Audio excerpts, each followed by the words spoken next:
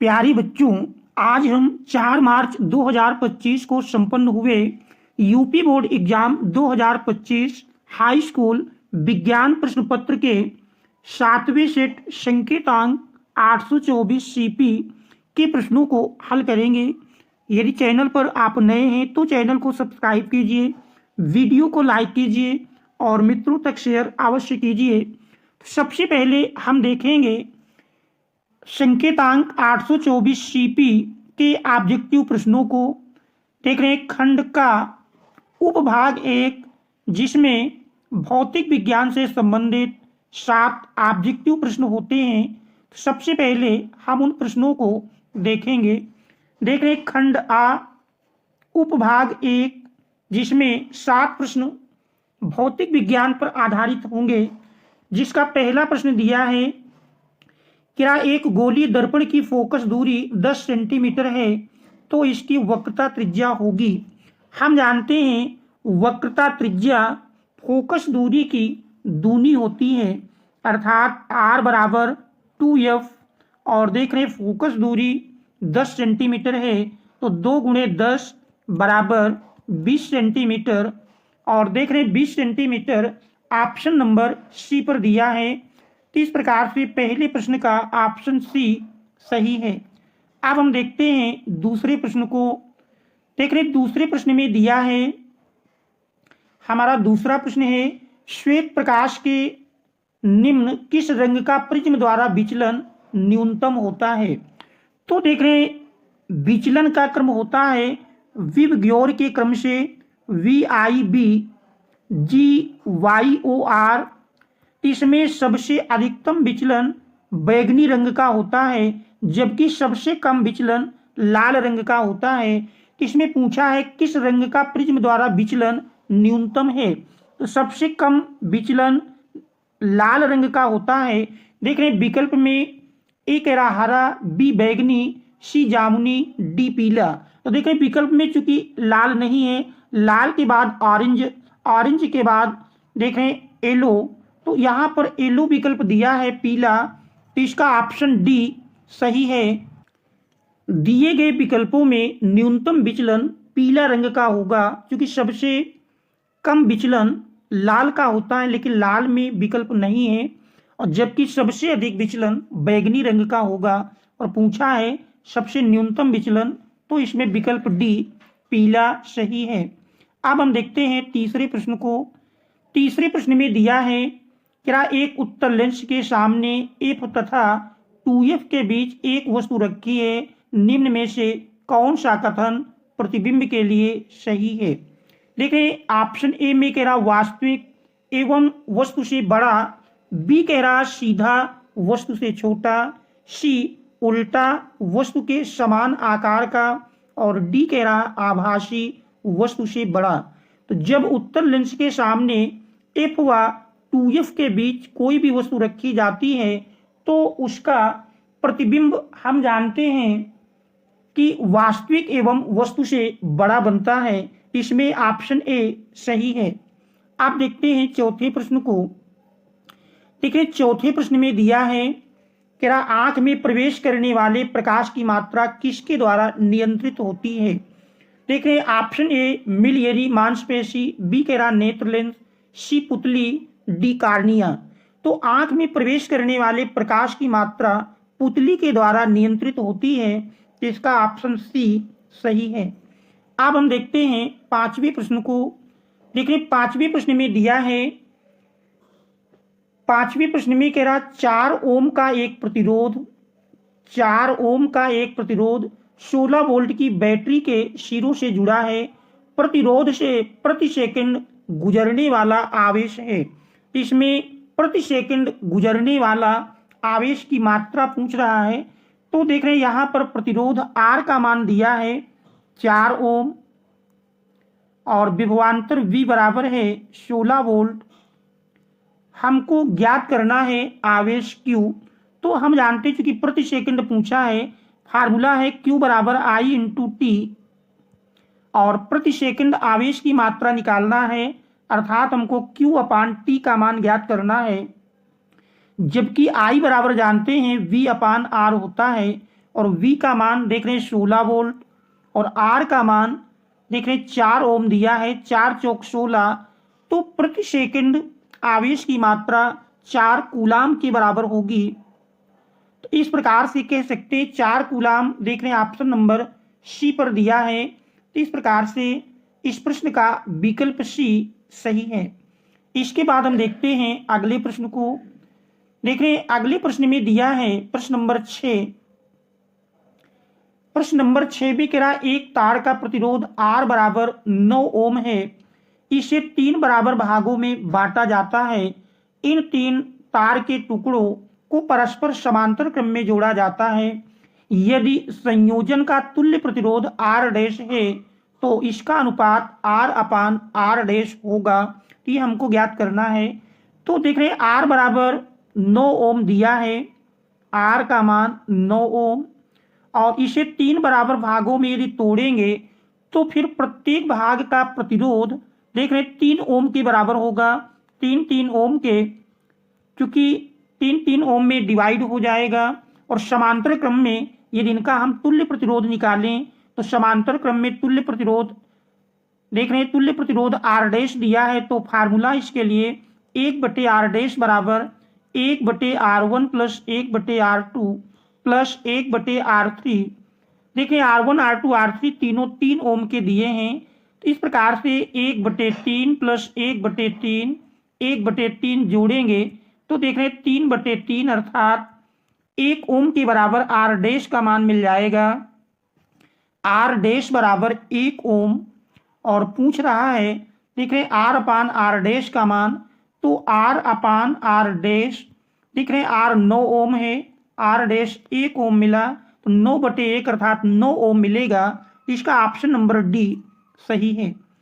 अब हम देखते हैं 7वें प्रश्न को। देखिए 7वें प्रश्न में दिया है कि धारावाही परिनालिका के मध्य चुंबकीय बल रेखाएं होती हैं।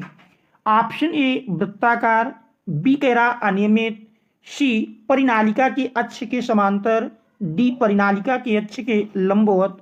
धारावाही परिनालिका के मध्य में चुंबकीय बल रेखाएं परिनालिका के अक्ष के समांतर होती हैं। इसका ऑप्शन सी सही है। फिर हम देखते हैं अगले प्रश्न को। आप देख रहे हैं अगले प्रश्न में उपभाग 2, जिसमें हम जानते हैं रसायन विज्ञान पर आधारित 6 प्रश्न होते हैं, जिसमें देख रहे हैं प्रश्न नंबर 8 में दिया है कि अम्ल वर्षा में जल का पीएच मान होता है। तो याद रहे अम्ल वर्षा में जल का पीएच मान 5.6 से कम होता है। इसका ऑप्शन बी सही है।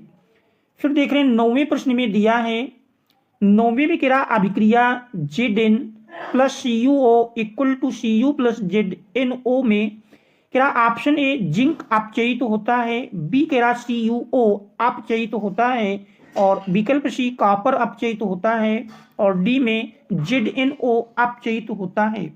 हम जानते हैं यदि ऑक्सीजन जुड़ती है तो वो उपचयन अर्थात ऑक्सीकरण की क्रिया होती है, और जिसमें हाइड्रोजन जुड़ती है वो अपचयन की क्रिया होती है। तो हाइड्रोजन जुड़े या ऑक्सीजन कम हो तो वहां पर अपचयन, और जिसमें ऑक्सीजन जुड़े या हाइड्रोजन कम हो वो उपचयन या ऑक्सीकरण की क्रिया होती है। तो यहाँ पर हम देख रहे हैं CuO चेंज हो रही है Cu में, अर्थात कॉपर ऑक्साइड से कॉपर अर्थात ऑक्सीजन कम हो रही है। इसका मतलब CuO अपचयित हो रही है, इसमें CuO अपचयित होगी। तो इसका ऑप्शन बी सही है। आप देखते हैं 10वें प्रश्न को। 10वें में कह रहा कार्बन परमाणु की संयोजकता है। कार्बन परमाणु की संयोजकता हम जानते हैं 4 के बराबर होती है। तो इसका विकल्प बी सही है।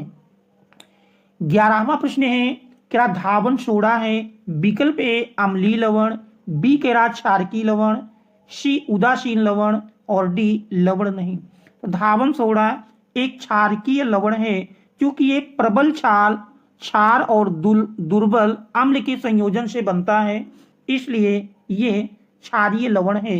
इसका ऑप्शन बी सही है। अब हम देखते हैं 12वें प्रश्न को। देखिए 12वें प्रश्न में दिया है कि एथेनॉल की सोडियम धातु से अभिक्रिया होने पर उत्पन्न होती है। एथेनॉल अर्थात C2H5OH, देख रहे C2H5OH की जब आप सोडियम धातु से क्रिया कराते हैं तो इससे हाइड्रोजन अलग हो जाती है, तो C2H5ONA बन जाता है और हाइड्रोजन गैस अलग होती है। इस प्रकार से पूछा है, होने पर उत्पन्न होती है H2, इसका ऑप्शन बी सही है। इसमें बन जाता है 2C2H5ONA प्लस हाइड्रोजन गैस अलग हो जाती है। तो देखें हाइड्रोजन ऑप्शन नंबर बी पर दिया है, तो इस प्रकार से इस 12वें प्रश्न का ऑप्शन बी सही है। अब हम देखते हैं 13वें प्रश्न को। 13वें में अभिक्रिया HCl plus NaOH equal to देख रहे हैं बन रहा है NaCl प्लस H2O। तो HCl देख रहे हैं प्रबल अम्ल, NaOH प्रबल क्षार, मिल करके NaCl लवण प्लस जल का निर्माण करते हैं। हम जानते हैं अम्ल और क्षार की आपस में क्रिया से लवण और जल के बनने की क्रिया उदासीनीकरण अभिक्रिया कहलाती है। इसका ऑप्शन डी सही है। फिर देख रहे हैं 14वें प्रश्न में, आप देख रहे हैं उपभाग 3 जिसमें जीव विज्ञान से संबंधित 7 ऑब्जेक्टिव प्रश्न पूछे जाते हैं। इसमें देख रहे हैं प्रश्न नंबर 14 में दिया है, 14 में कह रहा निम्न में से कौन एक विषमपोषी जीव है।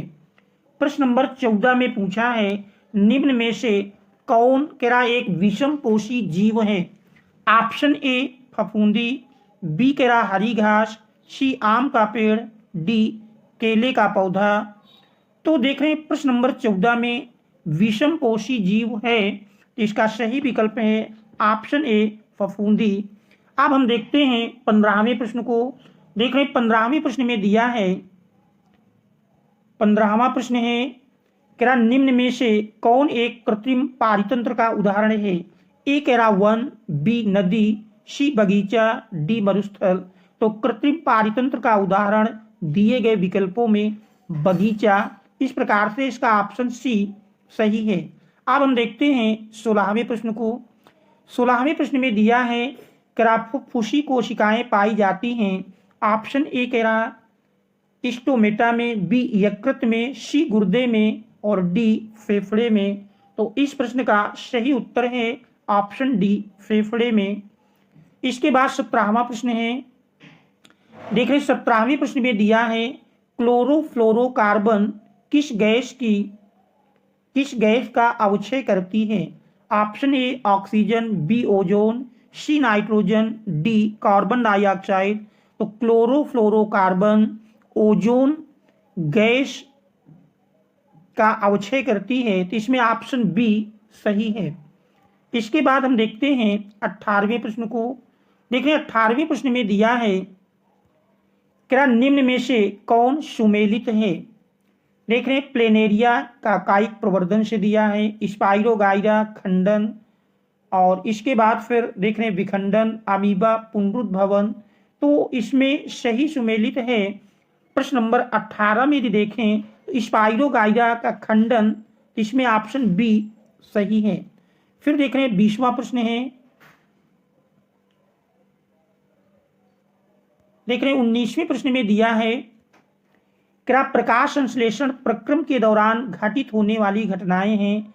ए कह रहा क्लोरोफिल द्वारा प्रकाश ऊर्जा का अवशोषण, देख रहे हैं ये क्रिया भी होती है। बी में प्रकाश ऊर्जा का रासायनिक ऊर्जा में रूपांतरण तथा जल अणुओं का हाइड्रोजन एवं ऑक्सीजन में विघटन, ये क्रिया भी संपन्न होती है।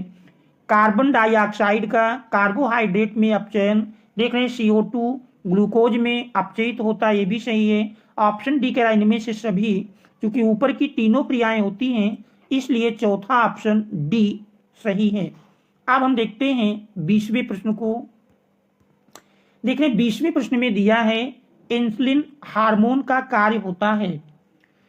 ऑप्शन ए रक्त में वसा के स्तर को नियंत्रण करना, बी कह रहा रक्त में प्रोटीन के स्तर को नियंत्रण करना, सी रक्त में शर्करा के स्तर को नियंत्रण करना, और डी कह रहा रक्त में लवणों के स्तर को नियंत्रण करना।